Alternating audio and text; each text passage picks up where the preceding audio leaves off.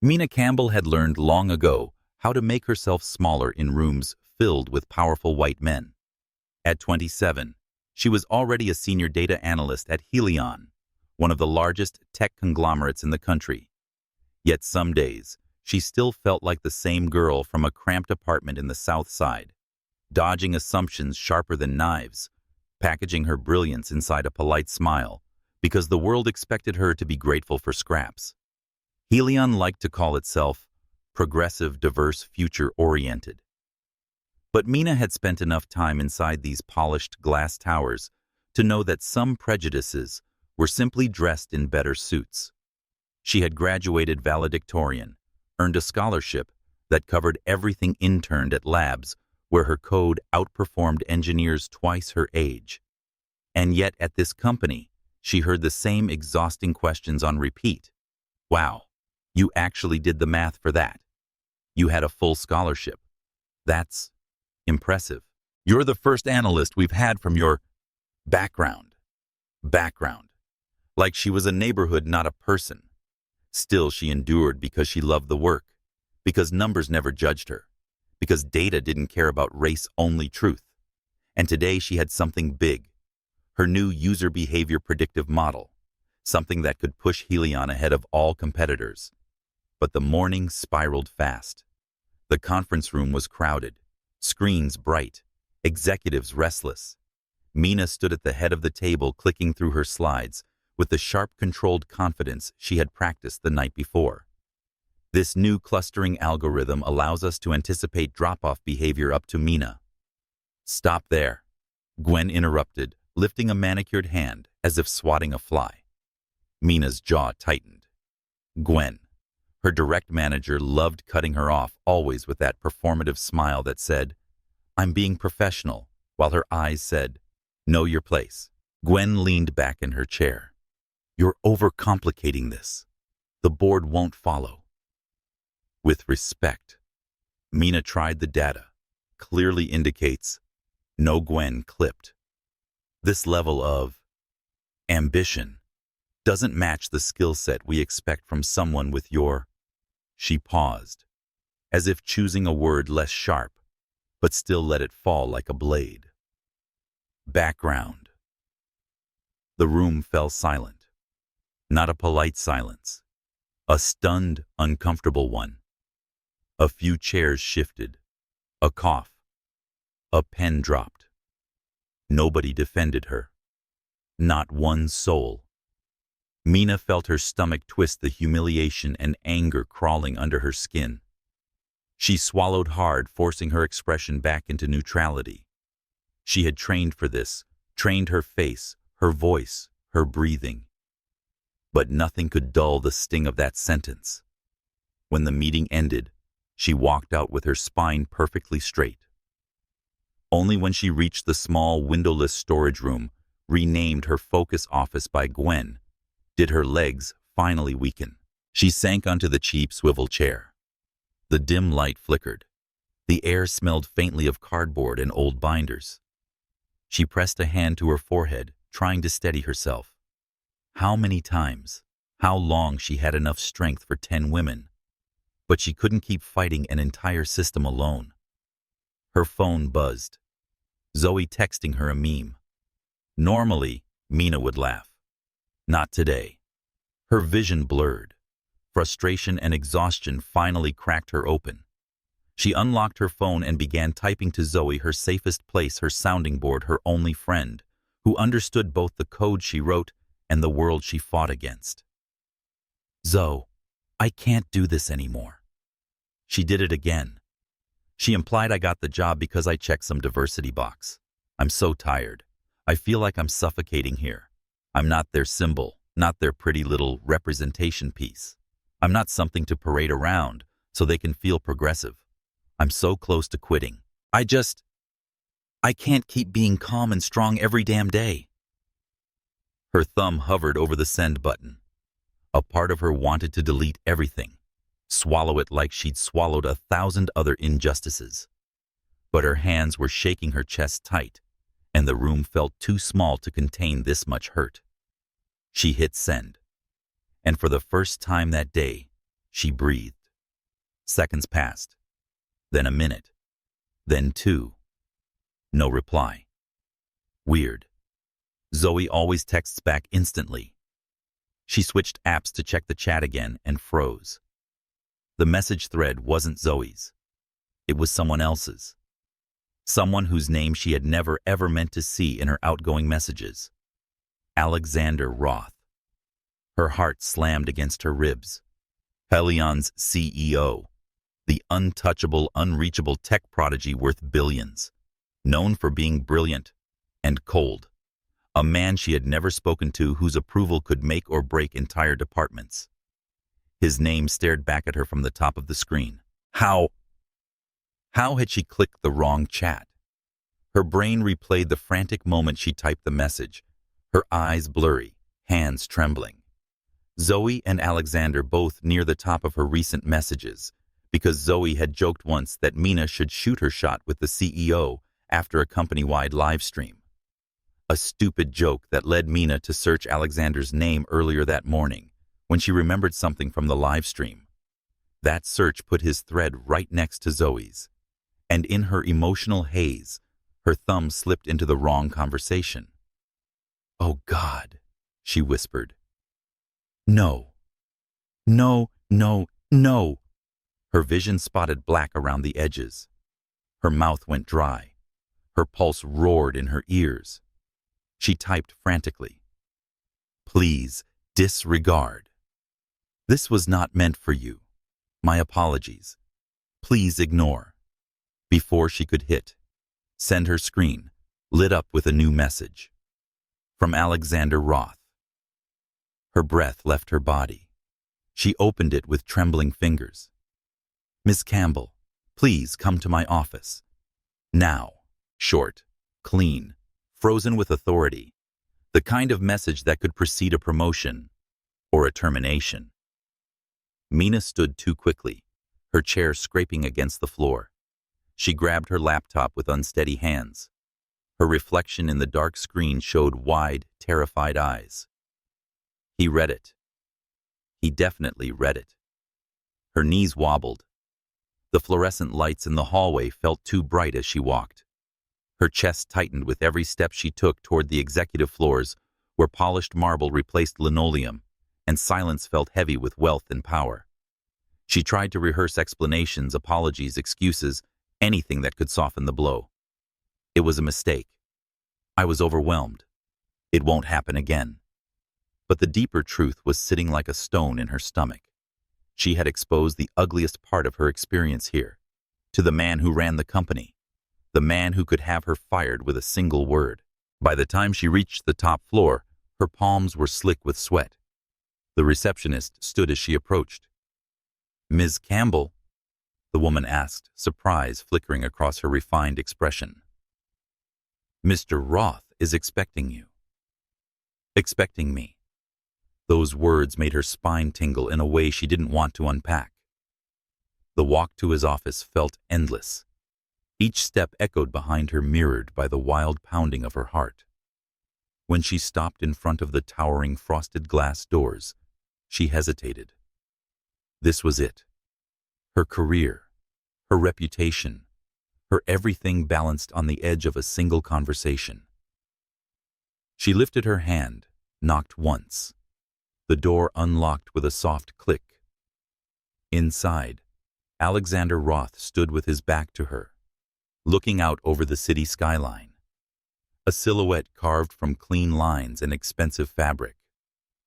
Sunlight cast a silver outline along his shoulders. He didn't turn immediately. It somehow made everything worse. "Mina Campbell," he said finally, voice deep and steady. "Close the door." Her throat tightened as she obeyed. He faced her then. Blue eyes, sharp and unreadable. Expression carved in stone. Presence overwhelming. Mina had never been this close to him before. There was something magnetic about him, something dangerous, like standing near the edge of a rooftop. He folded his hands on the desk and motioned for her to sit. She sank into the chair, feeling impossibly small under his gaze. Alexander tapped his phone once, the same phone that had received her message, and slid it across the desk toward her. "Do you want to explain this?" he asked. "Or should I read it out loud?" Her stomach dropped. "No," she whispered quickly. "Please don't. I mean—" She swallowed. "I didn't mean for that message to go to you. It was personal, emotional, unfiltered. I'm so sorry, Mr. Roth." His eyes narrowed slightly, not in anger, but in thought. "You're apologizing for sending it to me," he said, "not for what it contains." The words hit her like a pressure wave. Her breath hitched. Her voice cracked. "I don't know what to say." He leaned forward, elbows on the desk. "Then let me ask something else." His tone softened, just enough to unsettle her. "How long have you been dealing with this?" Her lips parted. "What?" "The mistreatment," he said. "The comments." His expression darkened. "The racism." She blinked hard, shocked he had named it so plainly.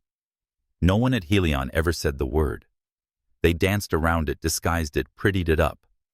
But Alexander Roth had tossed it straight between them, like something that needed to be confronted, not hidden. Her throat tightened again, but for a different reason. A sharp, unexpected sting behind her eyes. "Mina," he said quietly, "I need the truth." The sincerity in his voice weakened her defenses. For the first time all day, she felt seen, and that was more terrifying than anything. She inhaled slowly. "Tell him. Don't tell him. Trust him. Don't trust him." Her mind spun. But then she remembered Gwen's cold smirk, the silent room, the years of swallowing pain. So she told him. Not everything, just enough to expose the rot hiding in the corners of Helion's polished walls. Enough for Alexander's jaw to clench once hard.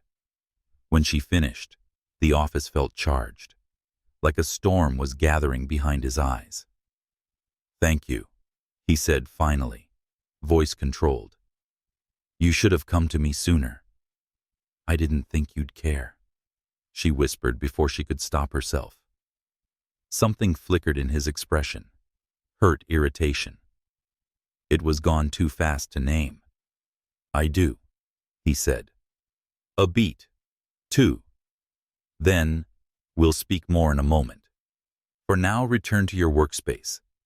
I need time to review something." The dismissal was gentle but firm. Mina stood legs unsteady. As she reached the door, he spoke again. "And Mina," she turned, pulse skittering, "this conversation doesn't end here." Her breath caught. A promise, a warning, a beginning. When she stepped back into the hallway, her heart was still racing, this time for reasons far more complicated than fear. Something had shifted, in him, in her, in the air between them. She didn't know yet that her message hadn't just exposed a wound. It had opened a door neither of them would be able to close. The elevator ride to the 50th floor felt like an ascent into another world, one Mina had only ever seen from far below, through glass and rumor. It was silent, except for the faint hum of machinery and the wild, relentless beating of her heart. When the doors slid open, she hesitated on the threshold. Up here, the air felt different, cooler, sharper. The hallway stretched long and sleek, lined with artwork that looked hand-picked rather than mass-commissioned, like on the lower floors. Everything smelled faintly of polished wood instead of burnt coffee and printer toner. She'd never felt more out of place. Still, she walked. Her heels clicked against the marble as she passed assistants who looked at her with the discreet curiosity reserved for people who weren't supposed to be here. Mina straightened her spine, not from confidence, but from survival instinct. Finally, she reached the frosted glass doors bearing his name. Alexander Roth, Chief Executive Officer. She exhaled once shaky and knocked. A soft click answered her, and the door eased open. The office was massive, almost unnervingly so. A wall of windows framed the city like a living mural. Morning light poured in, washing the room in a cold, silvery glow. The furniture was minimalist, expensive, arranged with a precision that hinted its owner disliked clutter of any kind. And there he stood, Alexander Roth, back turned to her shoulders, square, one hand holding a document, while the other rested casually in his pocket. Even from behind, he radiated the kind of unintentional authority that made people step aside without realizing. The crisp white shirt, the fitted charcoal slacks, the controlled stillness. He was a man sculpted from focus. When he finally turned, Mina felt something inside her jolt. His eyes, ice blue and startlingly clear, locked onto her with a comprehension that made her skin prickle. There was no visible anger, but the intensity was enough to root her in place. It felt like he could see, not just her, but every thought she was trying desperately to hide. "Have a seat," he said, voice deep, calm, carrying a weight that brooked no argument. Mina obeyed, careful not to fumble the chair as she sat. Her palms were damp, her throat tight. She folded her hands in her lap, trying to will them steady. Alexander crossed the room, placing his phone onto the desk with deliberate calm. The device, the one holding her accidental confession, looked almost accusatory sitting between them. He rested his fingertips lightly on the edge of the desk. "You sent me something earlier," he said. "Not sharp, not gentle, just controlled. I'd like to understand it." Mina's breath caught. She hadn't realized until now how badly she needed oxygen. "It wasn't meant for you," she said quietly. "It was an emotional moment, a private one." "I gathered that." He studied her head, slightly tilted. "But I'm less concerned with the mistake and more with what prompted it." Her stomach clenched. She'd expected anger, reprimand, maybe cold indifference. But this careful attention was more disarming than fury. Still, she braced herself, because the truth didn't protect her in this building. The truth had teeth. "Mr. Roth," she began, "I'm not accusing the company. It was just Mina." He cut in softly but firmly enough that her excuses died in her throat.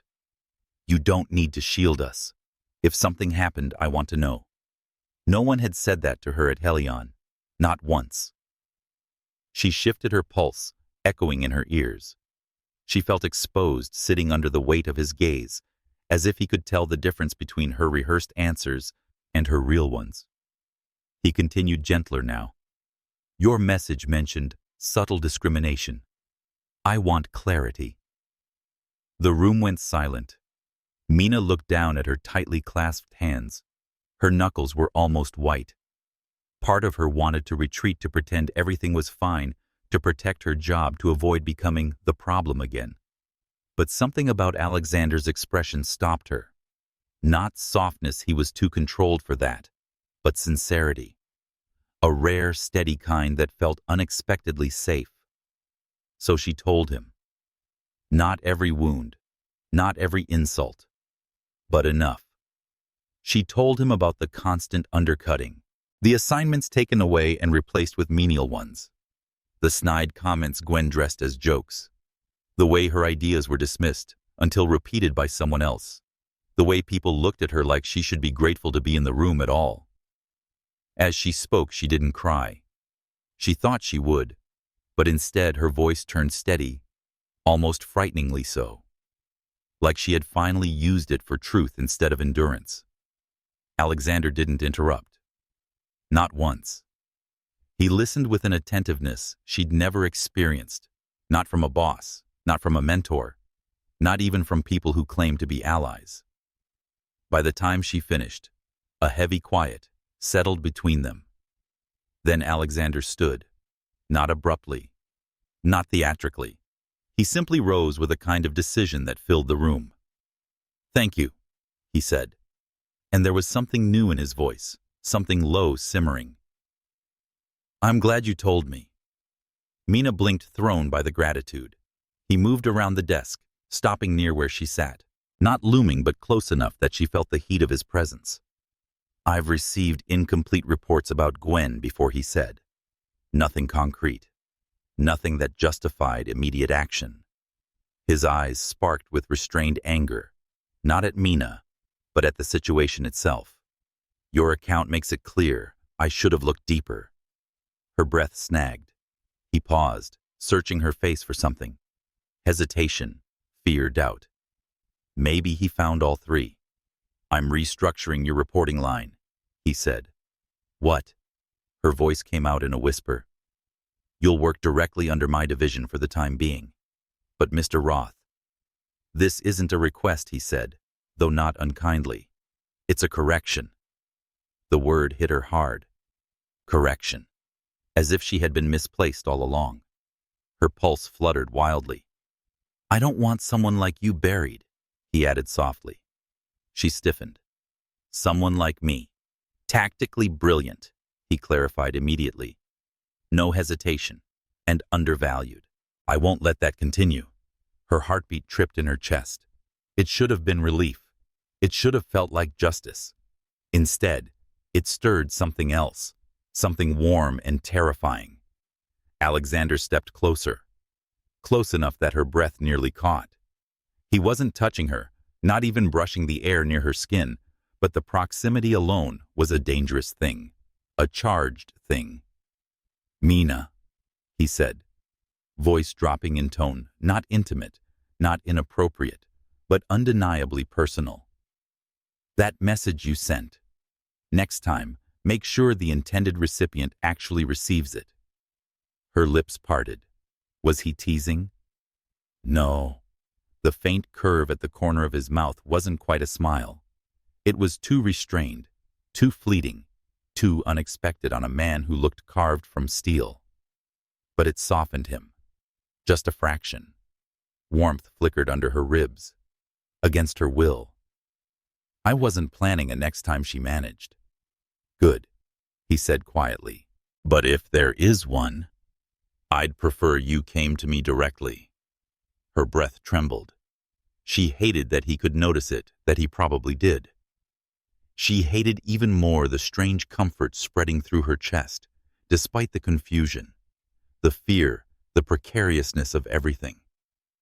He took a step back, giving her space she didn't realize she needed, until air finally filled her lungs. Return to your work for now, he said. I'll finalize the transition within the day. Of course. She rose, legs unsteady. As she reached the door, he spoke again. And Mina. She turned slowly, pulse a captive bird against her ribs. I meant what I said, he murmured. Talent like yours won't be wasted, not under me. The words should have been strictly professional. But they didn't feel that way. Not when spoken like that. Not when his gaze held hers with that quiet, anchored intensity. Not when something in the air shifted subtle, but undeniable. She swallowed hard. Thank you, sir. He nodded once, expression unreadable, but not cold. Mina stepped out of the office. The door closed behind her with a soft thud that echoed through her bones. She leaned against the hallway wall for a moment, pressing a hand to her chest. Her pulse still skittered beneath her palm, alive with adrenaline, confusion, and something else she refused to name. The elevator chimed down the corridor. But before Mina pushed away from the wall, she looked back at the frosted glass doors. A strange, unsettling realization washed over her. He wasn't the man she thought he'd be, and that for reasons she didn't yet understand, was far more dangerous than if he'd fired her on the spot. Little did she know, inside that office, Alexander Roth was still standing exactly where she left him, jaw tight, hands braced on the desk, wondering why the memory of her voice lingered far longer than it should have. A beginning had already taken root, and neither of them saw the full storm coming. The first morning Mina reported to the executive floor, the silence that followed her out of the elevator was almost physical. Conversations dimmed. Keyboards paused mid-click. A few analysts looked up from their desks with expressions that hovered somewhere between curiosity and alarm, as though Mina had stepped into a level of the company she wasn't supposed to exist in. She felt those stares like invisible fingerprints pressing against her skin. But no one asked why she was there. They didn't need to. Roth moved her. She reports to him now. Better not get involved. Rumors traveled fast in Helion, and the name Alexander Roth was enough to seal lips instantly enough to keep even the boldest gossipers in line. The man didn't shout, didn't threaten, didn't throw his weight around. He simply was who he was, powerful enough that people hurried to adjust. But Mina didn't feel powerful. If anything, she felt small and painfully visible, like a dark brushstroke on an ivory canvas. The new office she was assigned sat 2 doors down from Alexander's, a glass-walled room brighter than any space she'd ever been offered. It was neat, functional, sterile, in a way that made her miss the clutter of her old desk, even if that desk had been wedged between a malfunctioning printer and a drafty storage closet. She sat in her new chair, fingers tapping nervously on the smooth surface of her desk. "You can do this," she told herself. "You deserve to be here." But the voice sounded like a whisper, drowned out by echoes of a lifetime of being underestimated. Her inbox chimed, then chimed again, and again. By 5:07 a.m., 3 emails from Alexander waited for her, all stamped before dawn, all precise, all asking for analysis so dense most teams would need a week to complete. So much for favoritism. But Mina didn't complain, because beneath her anxiety, something else started to grow, an ember she hadn't felt in a long time. Purpose. A reason to dig deeper, work harder, prove not just Gwen wrong, but the entire narrative that hovered over her since she was a child. Later that morning, Alexander appeared in her doorway for the first time, not knocking, simply pausing at the threshold with his hands in his pockets. "How's the transition?" he asked. He didn't mean it casually. He didn't do casual.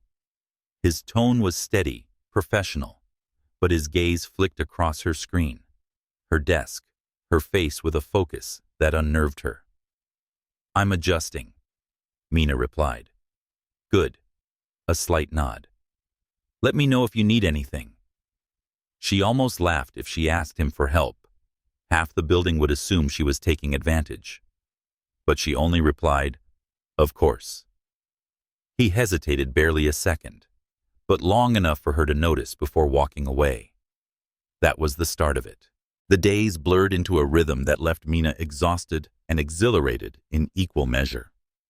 Alexander emailed at hours that made her wonder if the man ever slept. Sometimes his messages were clipped and technical. Sometimes they contained detailed questions that challenged her thinking.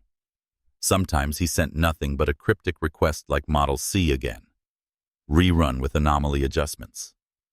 He trusted her, fully, without coddling her, without doubting her. He handed her projects that could influence company-shifting decisions and expected her to succeed. It was terrifying and intoxicating. For the first time, Mina wasn't the shadow behind Gwen's throne. She was at the center of the work itself. Decisions were made because of her. Strategies pivoted because she had spoken.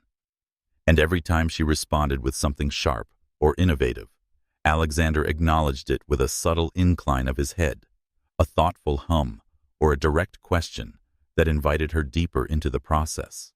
She wasn't invisible anymore, and she wasn't alone. What unsettled her wasn't the workload, but the man delivering it. Mina began noticing things she shouldn't have. Small gestures that had nothing to do with professionalism and everything to do with a person paying attention. He held the elevator door without turning his head, as if he could sense her approaching. He asked once, only once, what kind of coffee she drank. 2 days later, her preferred roast appeared on her desk, with no note. During late nights, when the floor emptied and the city lights glittered against the glass, he sometimes passed. Her office glanced in and left without interrupting. but she always found a neatly folded throw blanket draped over her chair minutes later. Those gestures lodged themselves beneath her ribs, warm, dangerous, and unwanted. He was her superior, her CEO, a man whose shadow stretched across entire industries. And she was a black woman who'd clawed her way out of stereotypes her whole life. Falling for him or letting him fall for her would be handing her critics ammunition carved in gold. She couldn't afford that. But the heart is stubborn, especially when it beats faster every time Alexander said her name like it was something worth holding carefully. One night she stayed later than usual. The market forecast she'd been constructing was a monster of a project, layers of probability curves, trend behavior, sentiment analysis, and a predictive model that stretched the limits of Helion's data infrastructure. When she finally finished, exhaustion hit her like a wave. She leaned back in her chair just for a moment, closed her eyes. When she opened them again, the room was dimmer. The lights overhead had switched to night mode, and a jacket, expensive, soft, and too large to be hers, was draped over her shoulders. She blinked, confused. Then she saw him. Alexander sat in the chair beside her, elbows resting on his knees, studying the numbers on her laptop screen. The blue glow from the monitor illuminated his face, softening the sharp lines, making him look almost human instead of untouchable. Mr. Roth. Her voice was groggy, thick with sleep. His head lifted. Something not quite a smile, not quite concern, passed through his expression. You fell asleep, he said. You've been working for 14 hours. She flushed, embarrassed. I didn't mean to. Don't apologize. He leaned back slightly, gaze steady. What you built here is exceptional. Praise shouldn't have mattered. But from him it landed like warmth sinking into frozen ground. Mina tugged the jacket closer, realizing belatedly it was his. She blinked at him, still hazy.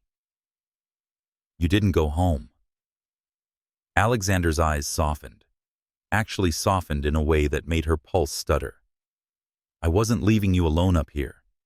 Simple words. No embellishment. No dramatics. But they hit her like a confession. Her breath caught. Heat prickled at the base of her throat, spreading slowly across her chest. Sir, that's not necessary, she whispered. I didn't ask if it was. Silence settled between them. Thick electric, something neither dared step fully into. Mina's heart beat too loudly, too fast. She clutched the edge of the jacket, grounding herself. This was dangerous. This was too much. This was something she wanted, but couldn't want. I should head home, she said, rising too abruptly, almost tripping over her bag.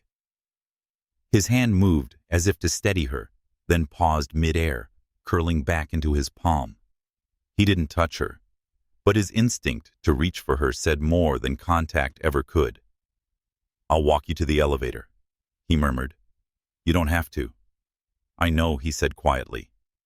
I want to. Her lungs tightened, not with fear this time, but with the unbearable weight of longing wrapped in caution. She walked. He followed. In the reflection of the glass walls, their silhouettes looked wrong together, wrong in a way that stirred every warning she'd ever learned. A powerful white CEO and a black woman who'd fought for every inch of space she occupied. The optics alone could become a weapon, yet the space between them felt right. Too right. At the elevator they paused. Alexander reached out, as if to adjust the jacket around her shoulders, then stopped himself, not because he didn't want to, Mina realized, but because he respected the line neither of them had named yet. His restraint made her chest ache in ways she didn't understand. He stepped back. Good night, Mina. Her name on his tongue was warm, deliberate. She swallowed. Good night, Mr. Roth. The door slid shut between them, and as the elevator descended, she leaned against the railing, closing her eyes, trying to steady the storm inside her. Alexander Roth didn't just see her. He noticed her, and that was more dangerous than any discrimination she'd ever faced, because she could fight a system. She could survive prejudice. She knew how to outwork and outthink a world determined to underestimate her. But she had no idea how to fight the way her heart reacted to him, and she feared deeply that whatever was blooming between them had already taken root. The morning of the strategic investment meeting, Mina stood in front of the restroom mirror on the executive floor, steadying her breath. Her blazer fit neatly, her curls were tied back, her makeup light but sharp. She looked composed, like a woman who belonged in any boardroom she walked into. But her chest told another story. Because today, she wasn't just presenting data. She was stepping into a room where she knew new eyes would strip her down to what they expected her to be: a diversity checkbox, an assistant, a background fixture. Not the architect of a multi-hundred-million-dollar model, and certainly not the woman the CEO kept glancing at as if she were something far rarer. When the meeting time arrived, she followed Alexander down the long corridor. He walked with his usual quiet power hands in his pockets, gaze forward, steps purposeful. But when the elevator doors closed around them, he looked at her briefly, something like reassurance flickering through the blue of his eyes. "You're ready," he said softly. It wasn't a question. It was a conviction, and it steadied her more than she wanted to admit.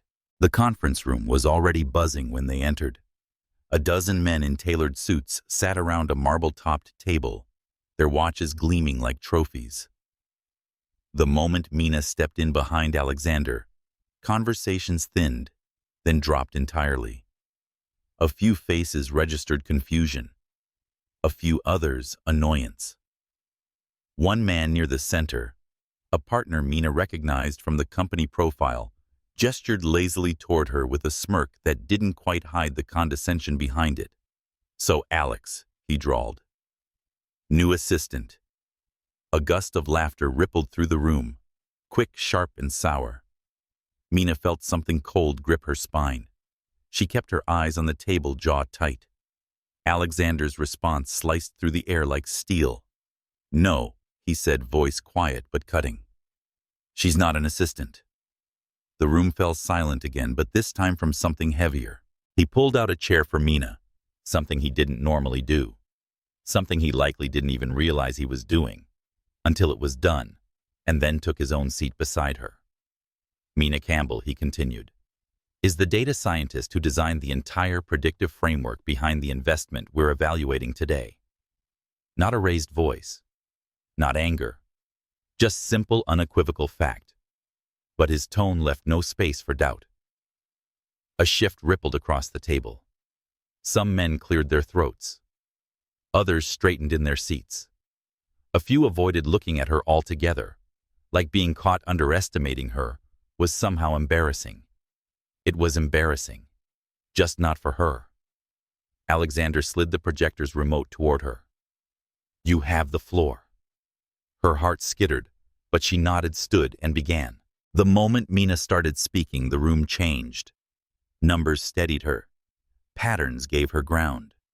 As she clicked through heat maps and predictive curves, the walls between her and those men dissolved, replaced by the raw certainty that she knew her work better than anyone else breathing in that space.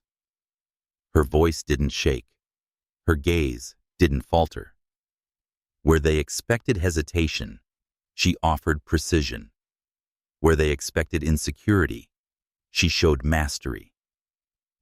Charts illuminated the wall behind her, surges of user behavior, algorithmic shifts, anomalies captured and anticipated. Her logic unfolded cleanly, meticulously, confidently. She didn't oversell. She didn't apologize. She simply demonstrated truth. And truth, when spoken clearly enough, leaves no room for prejudice to hide. By the time she finished, the room was so silent she could hear the faint hum of the overhead lights. One of the older partners cleared his throat. "Impressive work." Another nodded stiffly. "The projections are compelling." A third didn't say anything at all, just looked between Mina and Alexander, as though reevaluating everything he thought he knew. Alexander didn't speak for several seconds. He simply looked at Mina with a steady, unreadable expression, one she'd started learning to decipher in pieces. Pride, confidence, something warmer he didn't voice. The discussion resumed, now rooted in the foundation she'd laid with her model. No one questioned her credibility again. No one mistook her for an assistant. No one dismissed her presence. For the first time that day, Mina allowed herself a small breath of relief. The meeting ended an hour later.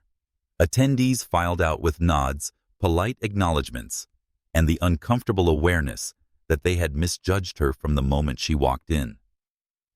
As she and Alexander stepped into the hallway, the tension slowly unspooled from her shoulders. He glanced sideways at her. "You surpassed every expectation in that room." "Thank you," she murmured. "But you didn't have to correct them earlier." His eyes narrowed with quiet conviction. That wasn't a correction. It was accuracy. The automatic elevator light flicked on, reflecting the faint gold of the afternoon sun on the floor. But neither of them moved toward it yet. Alexander paused, then spoke with a gravity that tightened something in her chest.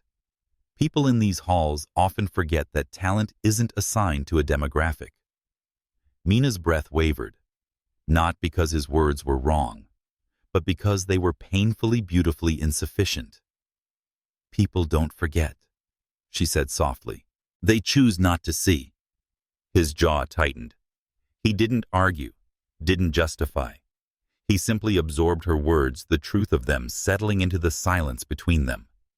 And in that silence, she felt an unexpected thing, not pity, not performance, but understanding, or at least an earnest attempt at it. For someone like Alexander, that alone meant something. Later that evening, the office had thinned out. A few late-shift analysts muttered to themselves. The cleaning crew hummed down the hall. Mina worked through revisions on her report, the glow of her monitor casting soft light across her face. She reached for the stack of printed charts beside her, but her sleeve brushed the edge, knocking the papers onto the floor in a messy scatter. "Damn!" She bent down to gather them. At the same moment, a larger hand reached for the same page. Their fingers touched. Barely. A feather-light brush. And yet the contact shot through her like a spark, sharp and immediate. Her breath faltered, caught somewhere between her throat and her lungs. She jerked her hand back reflexively, cheeks warming. Alexander froze. Completely.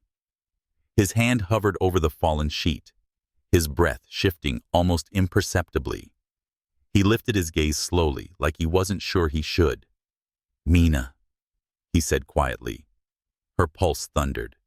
He wasn't using his CEO voice. He wasn't using his even businesslike tone. His voice held something rougher, something he kept locked behind the armor he wore to navigate power and pressure and the expectations of the world. "I don't want to," he exhaled, searching for the right words. "Cross any line that makes you uncomfortable." Her skin prickled. "But He stopped again. The restraint in his expression was palpable, like he was holding back an admission he wasn't supposed to give shape to. Something unprofessional. Something undeniable. He didn't say the rest. He didn't need to. His eyes, steady, earnest, conflicted, said everything he couldn't speak aloud. And Mina felt her heart sway toward him, like a tide pulled by a gravity she didn't understand yet, but feared all the same. She looked away because looking at him felt like stepping off a ledge she couldn't climb back onto, if she wasn't careful, if she wasn't disciplined, if she let herself fall even an inch. Alexander Roth could break more than her composure. He could take her heart without even meaning to. And that terrified her more than any boardroom full of men ever could. The gala shimmered like a different universe, one lit by chandeliers, instead of fluorescent hallway lights filled with the sound of live jazz instead of the hum of office machines. Velvet drapes framed the ballroom, and a constellation of gold accents glittered across every mirrored surface. It was the kind of place where old money felt at home, where influence was exchanged in handshakes and glances rather than words. Mina almost turned back at the entrance. She didn't belong in a room like this. She knew it the way she knew her own pulse, a certainty carved into her bones by countless nights, navigating spaces where her presence was questioned before she even spoke. But on her phone earlier, she had found an envelope tucked into her inbox, a handwritten invitation. From Alexander. You should come. No directive, no explanation. Just 4 words that somehow unsettled her more than a command would have. So she came. Her dress, a simple black satin slip, clung softly to her shape without demanding attention. But when she stepped into the ballroom, something strange happened. Attention found her anyway. Warm golden light slid over her skin, illuminating the deep brown glow of her shoulders, the curve of her collarbone. Her natural curls framed her face like a dark halo. Every step she took seemed to gather whispers. Who is she? She works in data, right? God, she's stunning. Are we sure she's staff? The murmurs pricked her nerves, but she kept her chin lifted, posture straight.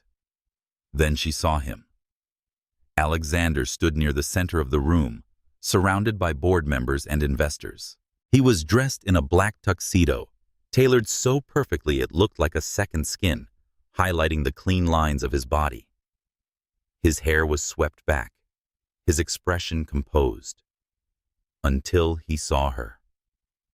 His gaze caught hers, the way lightning catches earth, direct, immediate, electric. Conversation died around him. He didn't seem aware he'd stopped speaking mid-sentence. His eyes followed her as if the room had emptied, as if she were the only person there. He recovered quickly, too quickly, but the slip was real. And the realization that she could make a man like him falter made Mina's stomach twist. She moved through the crowd, forcing herself not to look at him again. But every cell in her body felt his attention like a gravitational pull. It didn't take long before he found her. Mina, he said softly, appearing at her side like an inevitability. She exhaled his name before she could stop herself. Sir. He glanced around at the swirling crowd, then back at her. Tonight I think you can call me Alexander. Her pulse tripped. Then you shouldn't call me Miss Campbell.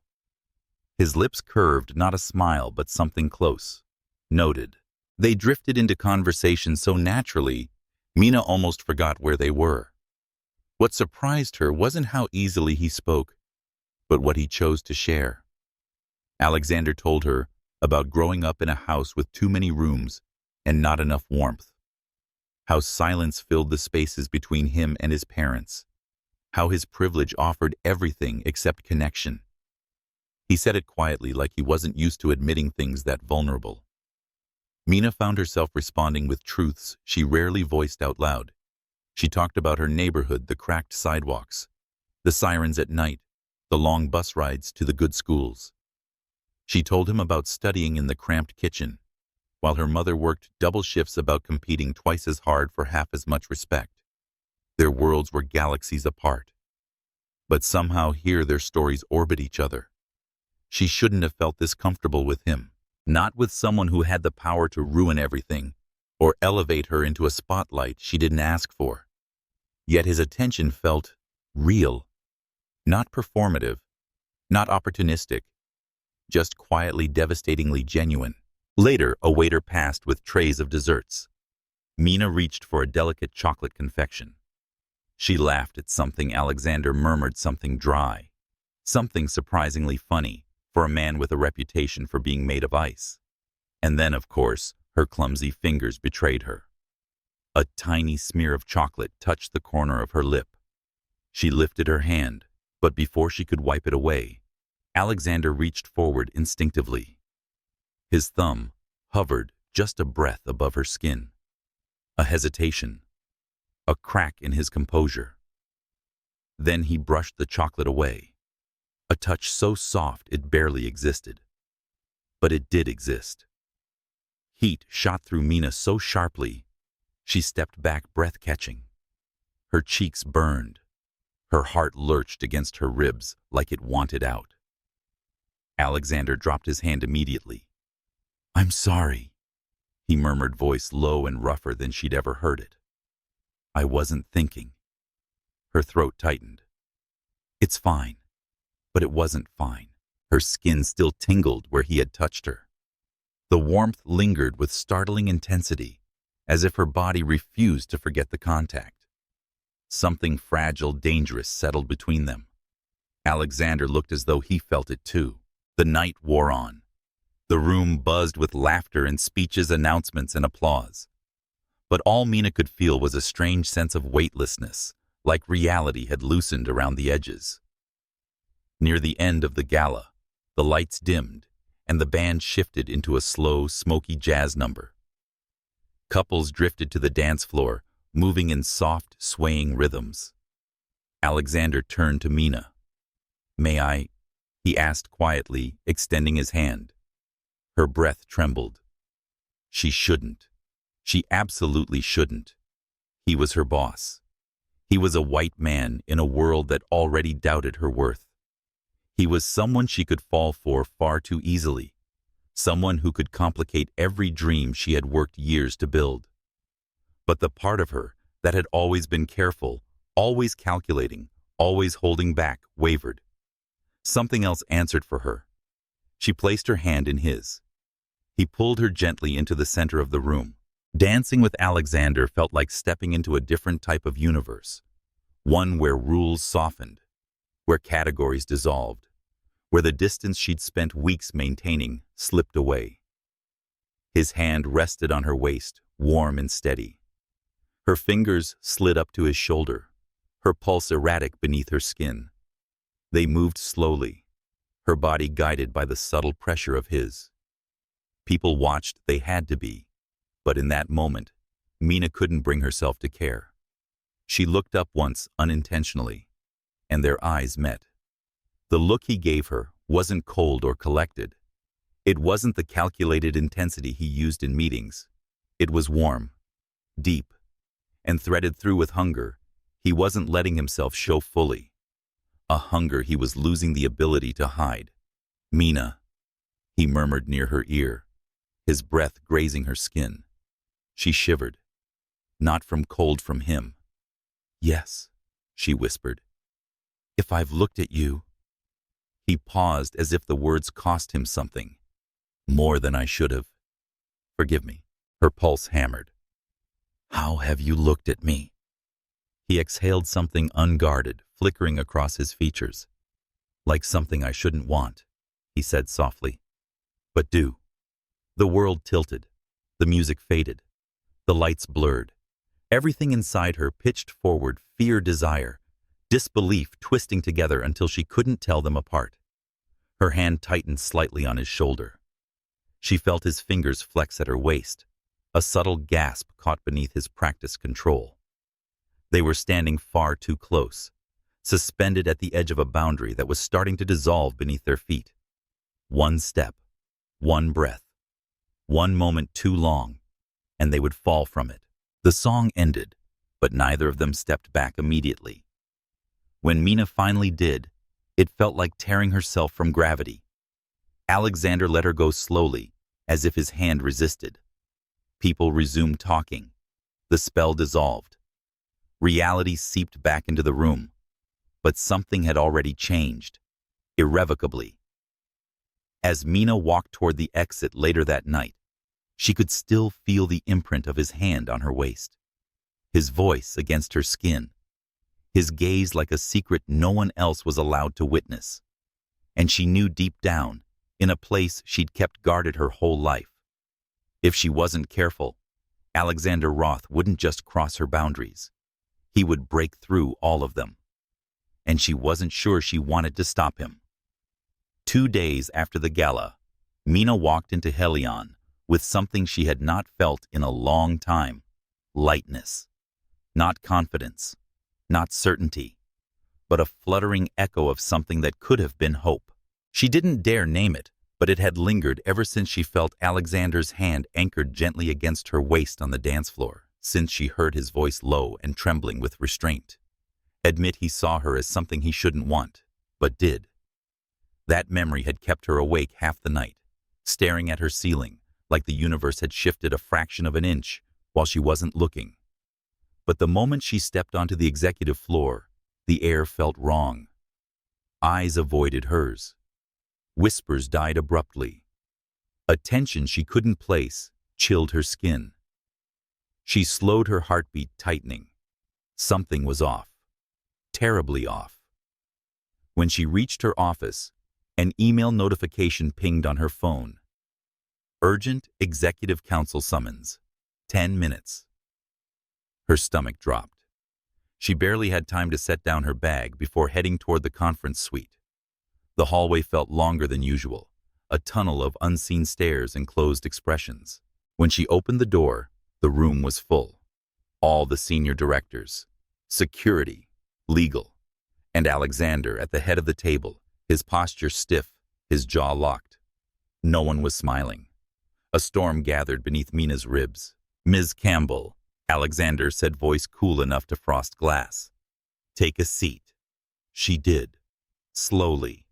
Her pulse thundered in her ears. Jennifer, head of legal, tapped her laptop and projected an email onto the screen. An email sent from Mina's account. Subject: Confidential strategy documents. Urgent transfer. Attached highly sensitive files Mina had worked on personally for Alexander. A cold wave crashed through her. What is this?" Mina whispered. Jennifer didn't blink. "An email sent from your terminal last night at 11:42 p.m. I wasn't even." Mina stopped. She had gone home around 10:30. She had receipts. She had timestamps from the rideshare. But her voice shrank under the weight of every suspicious glance around the room. Another document flashed on screen, a different email. This one addressed to her. From recruitment at Lynx Tech. "We would love to have you join our data science division. Salary offer attached." Mina's breath caught. "That's not real. I've never." A director cut in. "You expect us to believe you didn't send confidential strategy documents right before receiving a competing offer." Another leaned back with a scoff. "It fits, doesn't it? Rapid access, close proximity to the CEO. Sudden rise in influence." Someone else muttered under their breath. "Always happens." They slip through cracks, then jump ship with whatever they can grab. And we know how fast people from her background climb when they see opportunity. The last sentence sliced into Mina like glass. She felt her throat burn. The words weren't explicit, but she'd heard versions of them all her life. People like her. Ambition tied to desperation. Success attributed to proximity, not ability. The implication was unmistakable. Her hands trembled, but her voice did not break. "I did not send those files," Mina said clearly. "Someone spoofed my account or accessed my machine. I would never betray this company." The room hummed with skepticism. Jennifer added, "Your password was used. Your device was logged in." "That's impossible," Mina said. "I locked everything before leaving." A gruff voice from the corner spat, "Convenient." Alexander had remained silent through all of it. That more than anything scared her. He stood with arms crossed, shoulders rigid, gaze fixed somewhere on the table, as if refusing to look at her. She had seen him angry. She had seen him frustrated. She had seen him controlled. But she had never seen him like this, distant, locked down, unreachable. She swallowed, her chest aching. "Alexander." He looked up. And the softness she knew, the softness she had felt, was gone. "What do you want to say?" he asked quietly. "Do you believe I did this?" She could barely breathe. "Tell me you don't." He didn't answer immediately. His eyes flickered. Conflict tension, something she couldn't decode. Then he said the words that shattered her. "I can't rule anything out." Her entire body went still. Not even the silence in the room compared to the silence that swallowed her then. A man who had held her waist 2 nights ago now couldn't say he trusted her. A man who had seen her brilliance, fought for her voice, danced with her as though she was something rare, now doubted her integrity.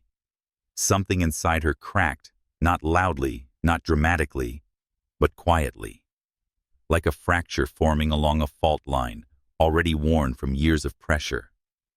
"I see," she whispered. Her voice felt like paper thin, fragile, easily torn.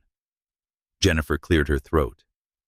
"Until we complete a full investigation, we need your company laptop and your badge." Mina stared at her as though the request was a foreign language. "You're suspending me." "It's procedure," Jennifer replied smoothly. "Procedure. Nothing personal, nothing racial, nothing cruel." Except it was all three. A security officer approached, expression blank, as if she were a stranger caught doing something wrong. Mina slid her laptop forward with trembling fingers. Then her badge. Each movement felt like surrendering a piece of herself. She stood, her legs unsteady. Eyes followed her with judgment, disdain, relief that she had fallen, because it confirmed biases they'd always held. As she moved toward the door, she passed Alexander. He didn't try to stop her. Didn't look away either. But he didn't say a word. The silence between them was a canyon. She forced her voice to stay steady, even as her heart bled. "I thought you saw me," she whispered, not bothering to hide the tremor. "I thought you understood who I am." His jaw tightened, but he still didn't answer. Mina turned before she cried in front of them. She stepped into the hallway, each footfall heavier, blurry. The door closed behind her with a soft click, and with it something inside her closed too. She didn't see the room after she left. She didn't see the way Alexander's fingers curled so tightly around the back of his chair that the veins along his forearm rose in sharp lines. She didn't see his mask crack only for a second, revealing fury so raw it almost looked like pain. She didn't hear him say, voice low and thundering beneath the surface, "Find out who did this. Now." She didn't know he was already replaying every detail in his mind, every gesture, every word, every moment he'd spent with her, searching for any sign he'd missed, any thread that might explain the truth. And she didn't realize that the suspicion etched into his voice hadn't come from doubt in her, but from terror at the possibility that someone had targeted her because she was close to him. Because in his eyes, though he would never dare say it aloud, Mina Campbell was no longer just an employee. She was something far more dangerous to lose. The moment Mina left the building, Alexander felt the room collapse around him. He held himself together just long enough for the door to close behind her. Then he tore into the investigation with a fury that startled even the executives who had worked under him for years.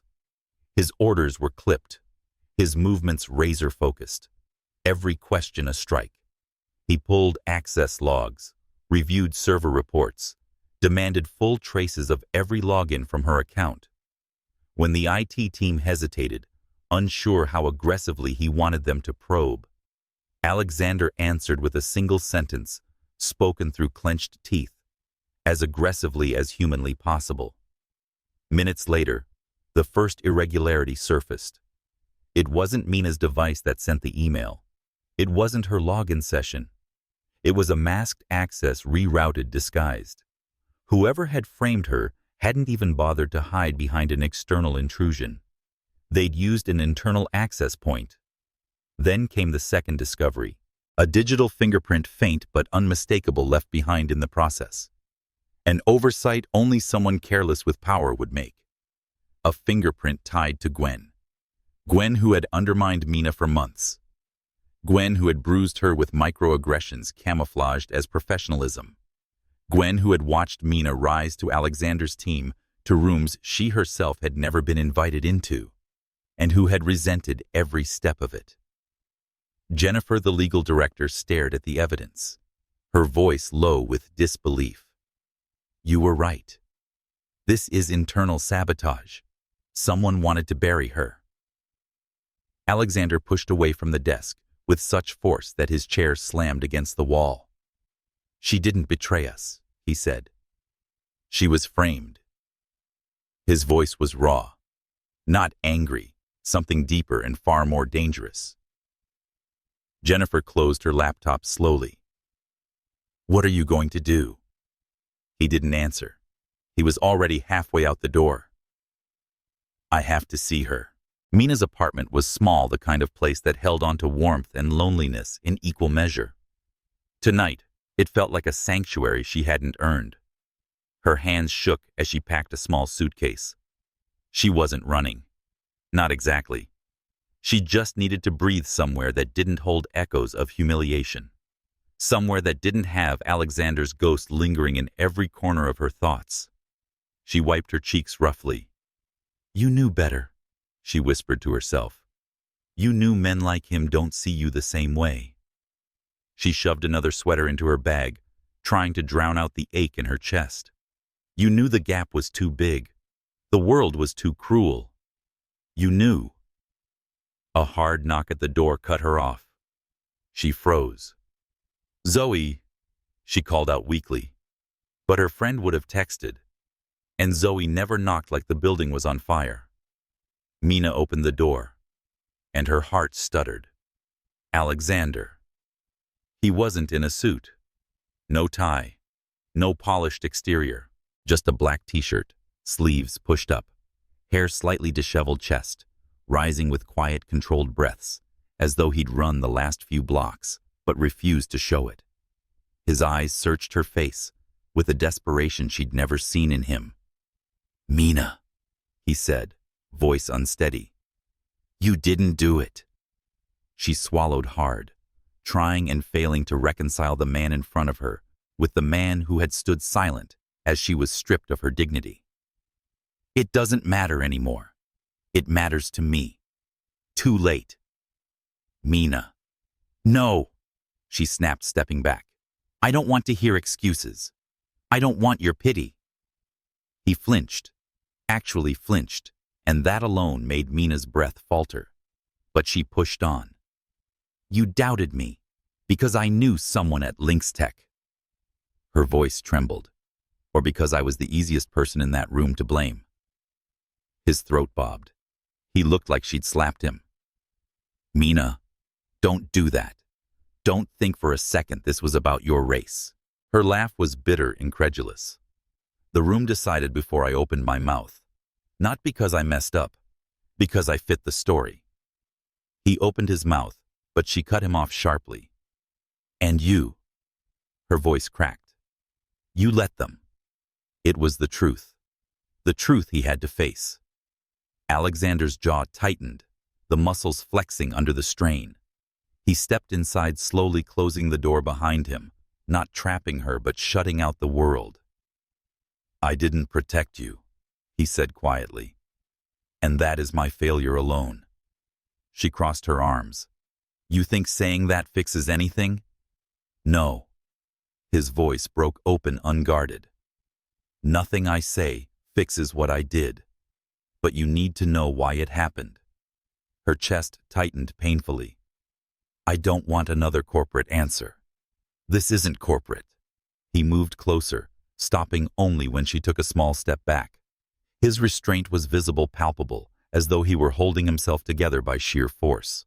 When the emails came in, he said, when the accusations flew, my head wasn't in that room. Then where was it? She whispered. In every moment I've spent trying not to fall for you. Her breath caught.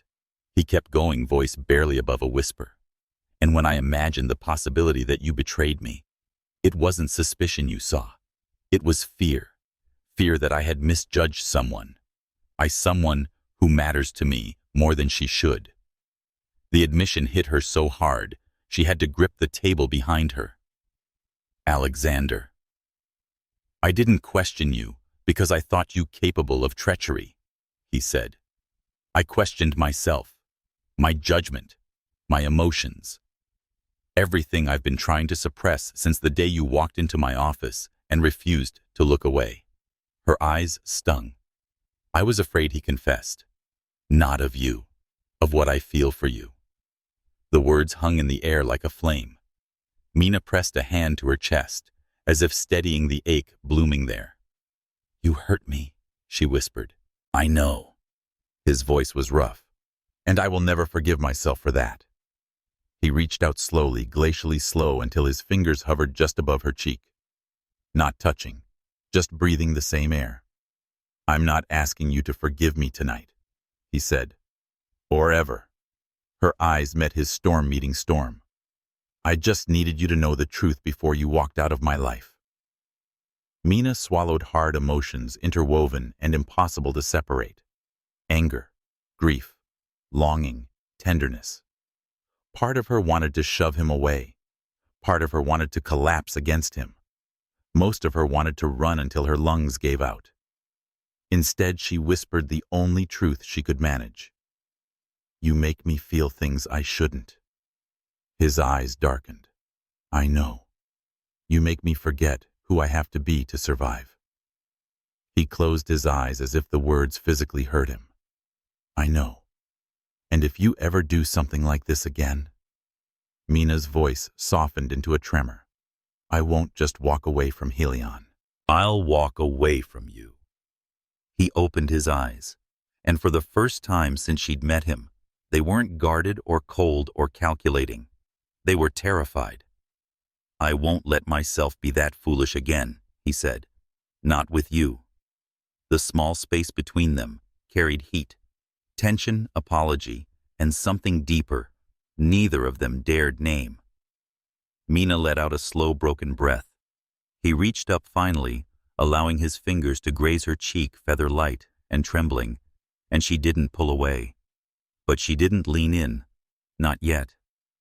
For a moment, suspended in the dim glow of her apartment, they stood at the brink. A line neither of them dared cross. Not yet.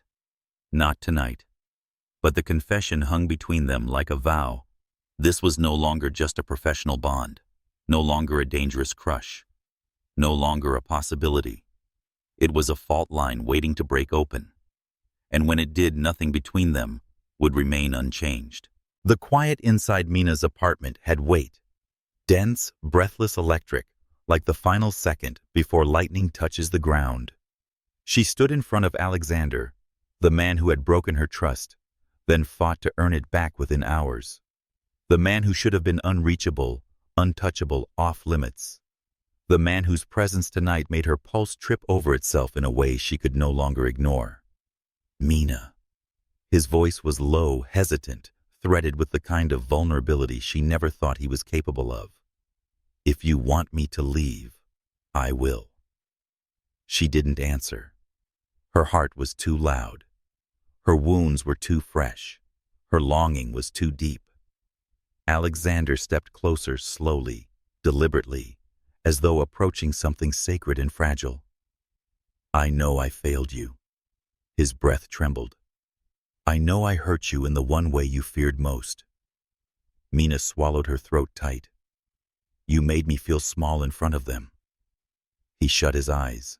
The shame on his face wasn't performative. It carved real lines across his features. I know, he whispered. And if I could take back the way I hesitated, the way I let fear silence me, I would. A beat. And I will never make that mistake with you again. Mina exhaled shakily.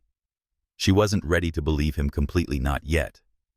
But something in his voice, in the way his shoulders had dropped, like he was bracing for rejection, forced a crack of softness through the armor still wrapped around her chest. He took one more step. Tell me to stop, he murmured. Please, Mina. If this isn't what you want, tell me to stop. His forehead touched hers gently, reverently, his breath brushing across her lips. Everything in her body tightened at the contact. Her hands trembled at her sides, aching to reach for him, terrified to give in. He wasn't just a man. He wasn't just a mistake waiting to happen. He was a future she didn't dare imagine, Mina closed her eyes, and the truth rose from somewhere deep and unprotected. I don't want you to stop. Alexander let out a breath like he had been drowning for weeks.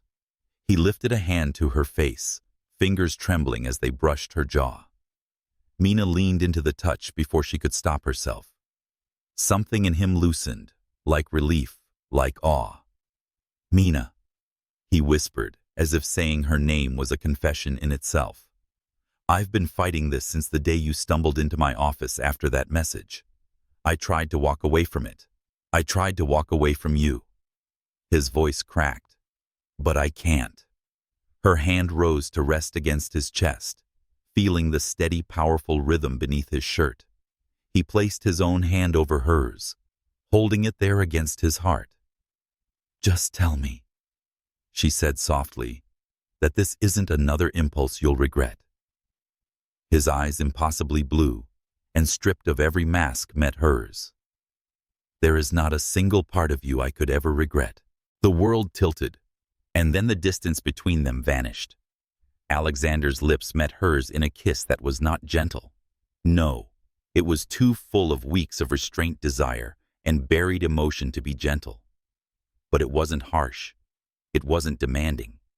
It was desperate in a way that broke her open. His hand slid behind her waist, pulling her into him, as though he was afraid the world might take her away again. Mina melted into the warmth of him, her fingers threading into his hair, pulling him closer. The kiss deepened, became a conversation apology, longing promise all wrapped into one breathless moment. And God, she kissed him back. Because she wanted this. Because she had been fighting it too. Because nothing had ever felt like this. When they finally pulled apart, both of them were breathless, their foreheads pressed together, as if neither could bear losing contact. Alexander cupped her face, his thumb brushing the corner of her mouth. I'm going to make this right, he said, voice rough with emotion. Everything they said about you, everything they assumed, I will tear it down. No one will ever use your name like a weapon again. Mina's chest tightened. Hearing him say her name like that, fierce reverent, sent warmth spilling through her. You don't have to fix everything, she murmured. Yes, he replied without hesitation. I do. Because I didn't protect you when it mattered. His honesty shook her. I won't hide what you mean to me anymore, he added. Not from them. Not from myself. Her stomach fluttered, and fear rose with it. Alex, this isn't just feelings. This is my career, my safety, my whole life. People will say things. He nodded, jaw tightening. Let them. I don't care what the world thinks. But I do, she whispered. His expression softened, and he stepped back only enough to see her face fully. Then we'll navigate it together, he said. At your pace, on your terms. Mina felt something inside her tremble. Alex. He brushed a curl away from her cheek fingertips, lingering. You fought the world alone for too long, he said. You don't have to anymore. The words hit her harder than the kiss, because they weren't romantic. They weren't poetic. They were true. She rested her forehead against his shoulder, letting her breath settle. His arms wrapped around her, instantly firm, protective, warm. For a moment, the world outside didn't exist. Just his heartbeat under her ear and the quiet sincerity in the way he held her. Mina, he murmured into her hair. Let me stay. She didn't answer right away. Trust wasn't rebuilt in a night. Wounds didn't close the moment someone apologized. But the way he held her, gentle but unyielding, made something in her chest loosen. Finally, she lifted her head. We can start from here, she said softly. But you don't get unlimited chances. He nodded, eyes fierce with promise. I won't need more than one. A small smile curved her lips. We'll see. Outside her window, the city lights flickered cold, brilliant, alive. The world was huge, ruthless, full of judgment waiting to fall on them.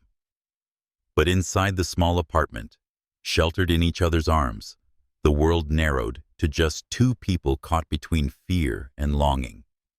Two people who shouldn't have fallen. Two people who did. Irreversibly.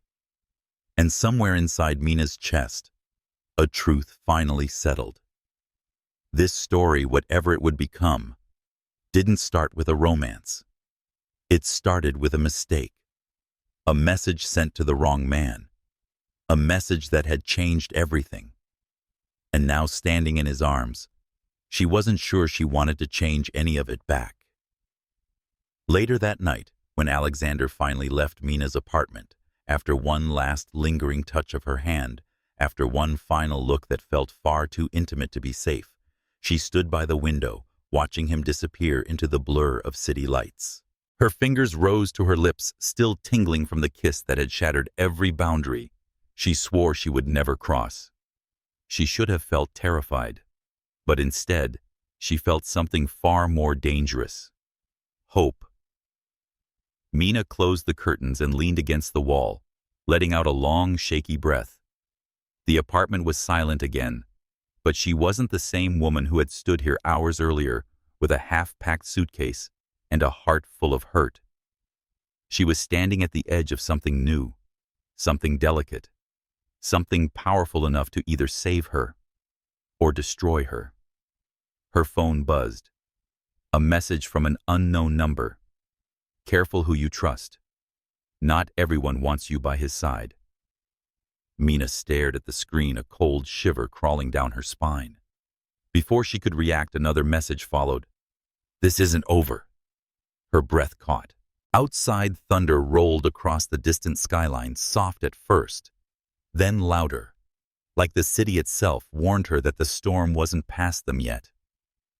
Mina looked out the window again toward the direction Alexander had gone. Their story had just begun. But somewhere in the shadows of Helion, someone was already planning the next move. And this time the target might not be her job. It might be her heart, or the man she had just let in. Mina's pulse quickened, not in fear, but in resolve. All right, she whispered into the dim room. Let's see what comes next. Because she wasn't running anymore.